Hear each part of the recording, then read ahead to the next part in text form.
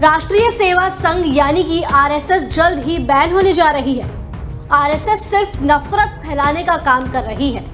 ये सवाल इसलिए क्योंकि जो बयान कांग्रेस पार्टी से आया है उसे सुनकर शायद आप भी यही सवाल करें। कांग्रेस अध्यक्ष मल्लिकार्जुन खड़गे के बेटे यानी कि प्रियांक खड़गे ने जो बयान दिया है उससे राजनीतिक गलियारों में हलचल मच गई है। मामला क्या है, क्या बयान है और आरएसएस पर बैन की चर्चा क्यों चल रही है, चलिए इस वीडियो में आपको समझाते हैं। कांग्रेस अध्यक्ष मल्लिकार्जुन खड़गे के बेटे और कर्नाटक सरकार में मंत्री प्रियांक खड़गे ने ऐलान किया है कि अगर कांग्रेस फिर से केंद्र की सत्ता में आती है तो सबसे पहले राष्ट्रीय स्वयंसेवक संघ यानी कि आरएसएस को देश भर में बैन कर देगी। कांग्रेस के वरिष्ठ नेता और लोकसभा में नेता प्रतिपक्ष राहुल गांधी लगातार आरएसएस की आलोचना करते हुए आपको दिखाई देते होंगे और संगठन पर देश को बांटने का आरोप भी लगा चुके हैं। लेकिन प्रियांक खड़गे ने तो आरएसएस पर राष्ट्रव्यापी प्रतिबंध की बात कहकर एक नई बहस शुरू कर दी है। उन्होंने कहा है कि देश में नफरत कौन फैला रहा है, कौन सांप्रदायिक हिंसा के लिए जिम्मेदार है, कौन है जो संविधान बदलने की बात कर रहा है। प्रियांक खड़गे ने कहा कि आरएसएस अपनी राजनीतिक शाखा बीजेपी से जरूरी सवाल क्यों नहीं पूछती कि देश में बेरोजगारी क्यों बढ़ रही है, पहलगाम में आतंकी हमला क्यों हुआ।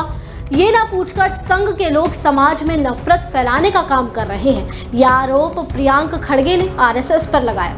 उन्होंने कहा कि सत्ता में आने के बाद कानूनी प्रक्रिया के तहत आरएसएस को देश में बैन किया जाएगा। कर्नाटक सरकार में मंत्री प्रियांक ने कहा है कि ईडी, आईटी सभी जांच एजेंसियां क्या सिर्फ विपक्ष के लिए है? सरकार आरएसएस की जांच क्यों नहीं करती? आखिर उनके पास पैसा कहां से आ रहा है?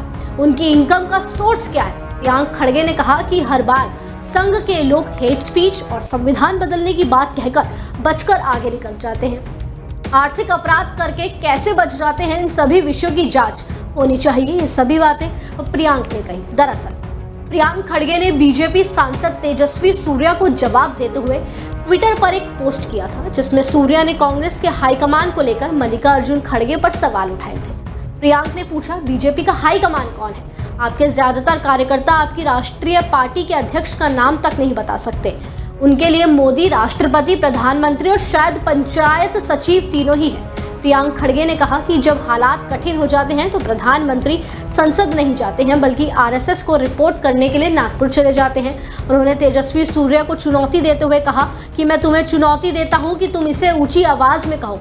मुझे आरएसएस की जरूरत नहीं है, मैं चुनाव जीत सकता हूं क्योंकि मोदी जी और नड्डा जी ही मेरे एकमात्र हाईकमान हैं और हमेशा रहेंगे। ये सारी बातें कह के प्रियांक खड़गे ने एक नई बहस तो शुरू कर दी है। लेकिन इस मामले में आपका क्या मानना है? क्या आपको भी लगता है कि कांग्रेस केवल वोट बैंक की नीति के लिए सब बोल रही है या वाकई आरएसएस हेट स्पीच फैलाती है? आप अपनी राय हमें कमेंट सेक्शन में जरूर बताएं और इसी तरह जुड़े रहिए डेली 24 भारत के साथ।